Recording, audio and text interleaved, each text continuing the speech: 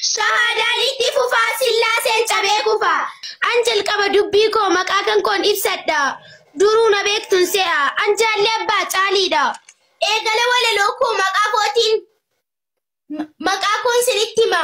Anan talabbaa caalii. My name is Mariama. Assalaamu alaikum yaa ummata qaalii. Akkam nagaa keessanii yaa ukhtii akhil gaalii.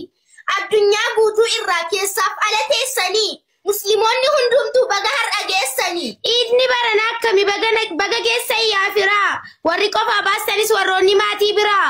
Ibiddi nu daangessee baranarraa hadhaamu. Dachan ardal arafaa bardhufu nu hawaamu. Kan maqaan keessan saree warri gabbartan kattaa. Akkasin saree taatarraa michuma dubbata. Warri waaqa Israa'elii hattanii gabbartanii. Nagaan koo sin bakkuma sin jirtanii.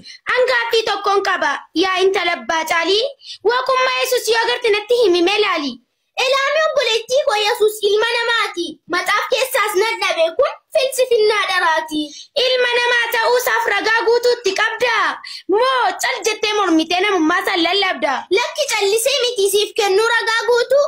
Ani nama ofiin jedha aktii 22 lakkoofsa 8ttu. Waaqa miti jechuudha. Ilma namaati malee. Amma reefu nu hubadde macaafarraa ilaale. Waa si gaafadhu laata gaaffiin qabaanis.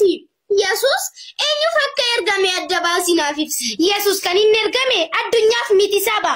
Israa'eliif qofa ragaa guutuutti qaba. Akkan itti baradheef akkatti itti dubbattu faallaa ta'e walirraa. Saba Israa'eliif ergamuu. Ragaa fidi adaraa. Maatiyos 15:24 irratti.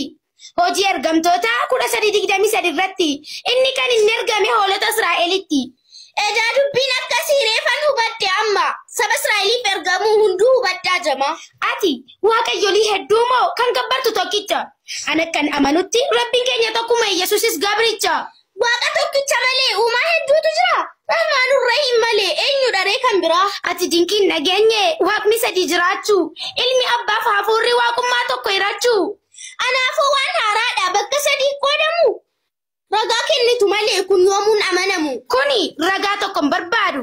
Kan dhaaltu ilaalchaani. Nama hundaaf hin galu kan hubattu hafuuraani.